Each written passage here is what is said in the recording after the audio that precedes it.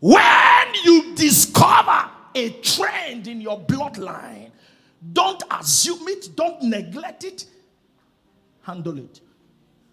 Because when it becomes a bloodline pattern, you have to deal with it, not just because of you, but because of your children. There are women in marriages today who are not in marriages because they are happy. They are in marriages so they can stop the pattern. I hear you. Somebody didn't hear what I'm saying. I hear you. Because when pattern is not handled, it will continue. It's a spiritual thing that cannot be explained with grammatical analogies. You don't speak English about it. You must deal with it. Yes, sir. You must what? Deal with it. A young man in his growing days, all of a sudden, could not handle the situation around the house. He ran out of the house. Ran out of the house. They were looking for him for weeks. They could not find him. He went to stay with a friend that was selling Igbo.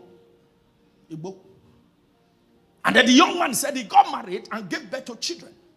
He is the first child, as it were, and then he gave birth to children, and his first child began to nurse and escape.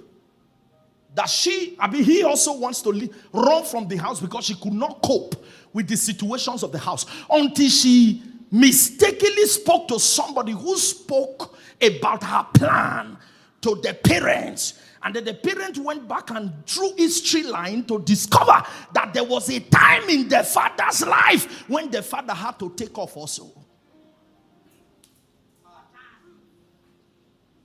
Pattern. That's why many a times you have to study your mother. Your father is important. Your mother is more important. Because there is a placenta connection that constantly transferred to you for 9 months before you were born. I hear.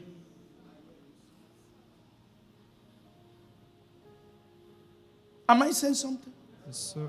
So it's important we deal with some bloodline patterns